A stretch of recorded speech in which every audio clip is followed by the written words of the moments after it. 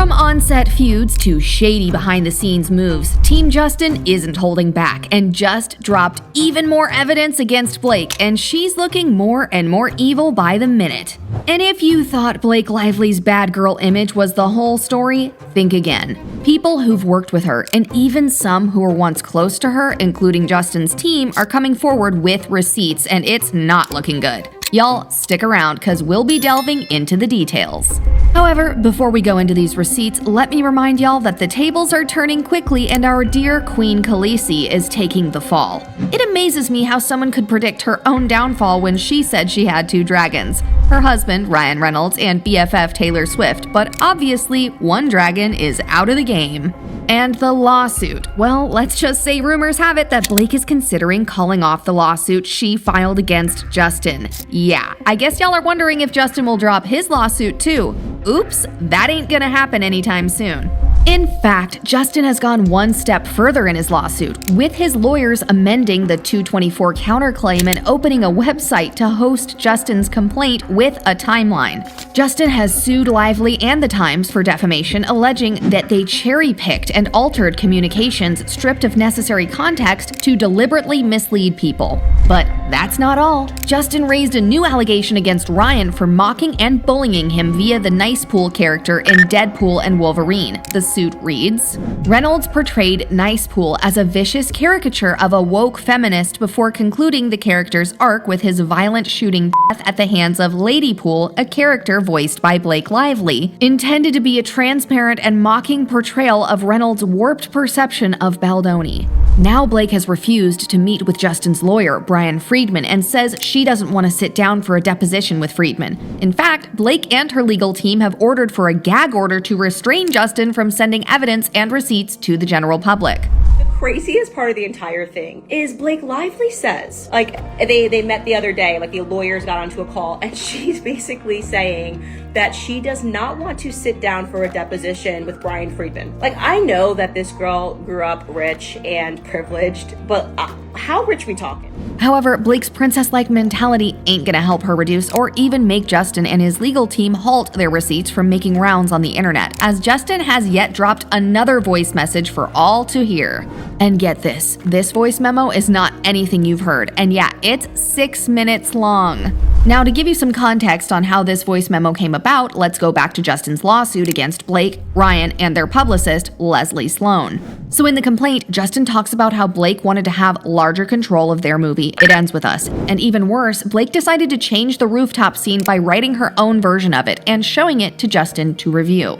Then during a meeting at Blake and Ryan's penthouse, Ryan was praising Blake's so-called work on the rooftop scene. And Taylor Swift, who was allegedly in the meeting, also praised Blake's work and said she loves it. However, based on Justin's complaint, Justin had already told Blake what she wrote was great and that the final version would probably be a blend of what was originally written and what she had written. Interestingly, Blake took offense with that, and trust me, that was really crazy. For goodness sake, why would you be offended at such a wonderful compliment? Well, offended, Blake went all out to rant in a text message sent to Justin at 2:41 a.m. Seriously? Who does that and at such an ungodly hour of the night? Blake was basically ranting about her past experiences working on projects where her work was not seen the way she wanted it to be seen or credited as she wanted. Her text message reads, So I think they wanted you and me to see how they felt about the work because they've been by my side for far too many experiences where I've been overlooked. I spoke to you about this when we first met. They've watched me handwrite scripts because the director is too afraid to send the FDX file, yet he scans and has someone hand type all 120 pages of my pencil rewrites. They've watched me be hired as a writer and paid a significant fee for it, but on the condition that I never ask for credit, which I could give a about. It's more the principle of the dynamic at play. They've watched the other side of it too, where I'm told at signing on that I'm wanted as a true collaborator, but once we get to work, I'm really just wanted as a yes man, audience, and actor. Then Blake goes on to say Ryan and her BFF are creative titans. Let's continue reading to find out why Justin dropped his voice memo.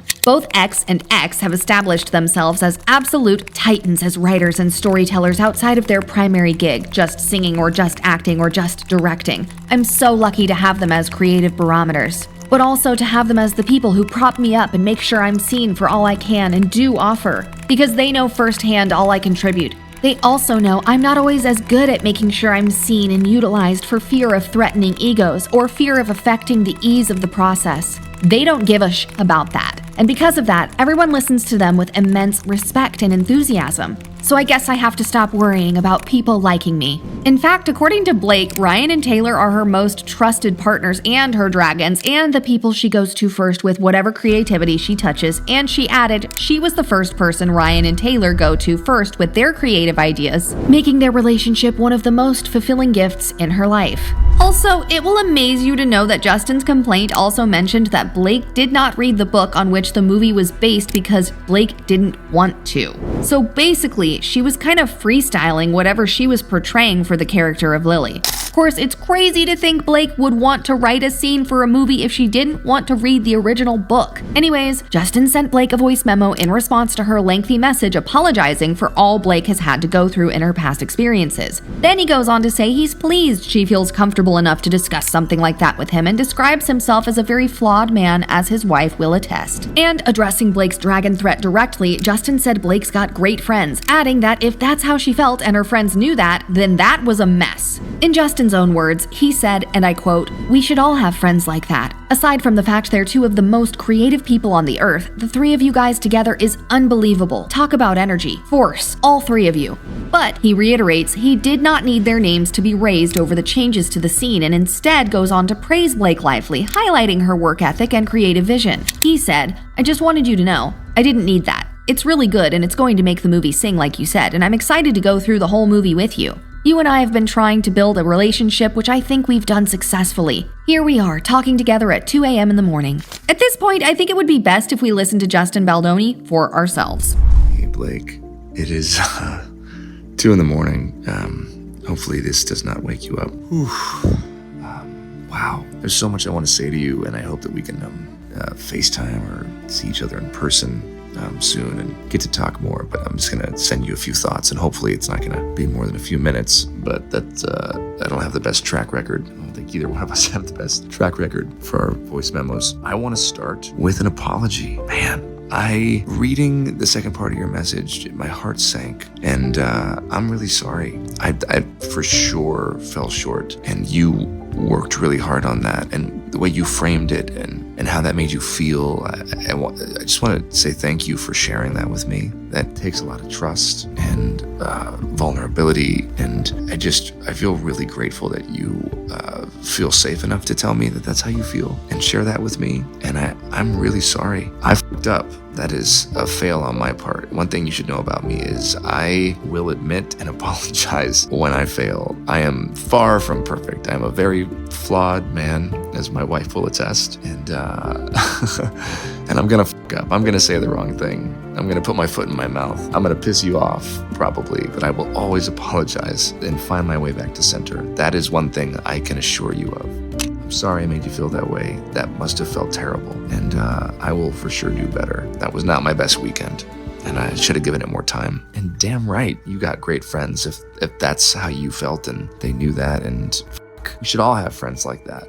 Aside from the fact that they're two of the most creative people on the planet, the three of you guys together is unbelievable. Talk about energy and force, all three of you. But I just wanted you to know that I didn't need that, because it's really good. And it's gonna make the movie sing like you said, and I'm excited to go through the whole movie with you. I'm just excited to spend time with you. I'm excited to be in your sphere and your presence, and for us to share creative juices together, although that sounds terrible. You know, I think, and you and I have been trying to build a relationship, which I think we've done successfully. I mean, here we are talking like this, me into my phone at 2 in the morning, but largely via text and voice note. And that, I will be honest with you, that is not my biggest strength. I love being with people and being in somebody's space and being face to face, and I feel like that's where I excel. Definitely fallen short at times in our text and voice note exchanges, because there's so much to communicate and there's so much happening. And all that to say, I'm just really looking forward to spending time together, and I think that's going to really go a long way for our chemistry, which I believe is there and has been there from the start. So I was so damn excited when you wanted to do this film. I felt it in the room when we met. Obviously, y'all, Justin was trying to make Blake feel comfortable and assuring her that Blake doesn't have to be afraid because he's got no plans whatsoever to treat her the way other producers in the industry have treated her. so sorry you have been through what you've been through with these other filmmakers and producers or whoever the people were that you worked with. It just pissed me off.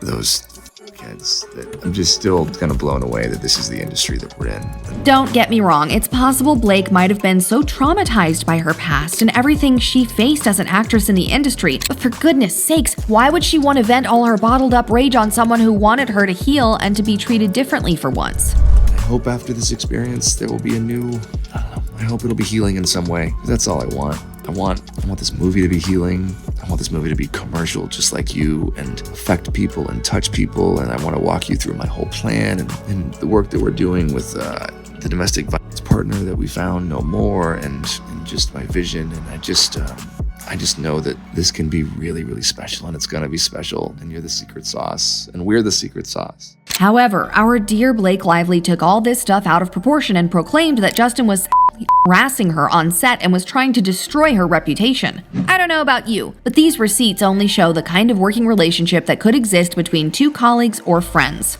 Unless, of course, Ryan Reynolds became jealous that his wife was getting friendly with her co-star Justin, and if that's the case, well then it's clear Ryan is just scared of losing his wife the same way he got her. You know what I mean? Ryan and Blake met on the set of Green Lantern while both were in relationships, and now that Blake and Justin are being all friendly with each other, an insecure Ryan might have been scared something was going on between Blake and Justin. Anyways, fans have their own opinions about this whole mess, with some saying the movie should henceforth be called It Never Ends With Us, while some people say it's crazy that Ryan would be praising the rooftop scene knowing full well Blake didn't write it. For instance, this user said, and I totally agree with them, "Side note, but I feel really weird about Ryan praising the rooftop script so highly after Blake told everyone Ryan actually wrote it. I still don't understand why Blake was altering the script when she hadn't even read the book, lol." Well, over to you guys. Do you think Justin's legal team is doing the right thing by revealing these receipts to the public regardless of Blake's attempted gag order to keep it all secret? Also, isn't it crazy that Blake went public and destroyed Justin's reputation with her lawsuit, and now she wants to silence Justin's team from doing exactly what she has done? Y'all, don't forget to leave your thoughts in the comment section below, and be sure to check out our other videos on more celebrity updates.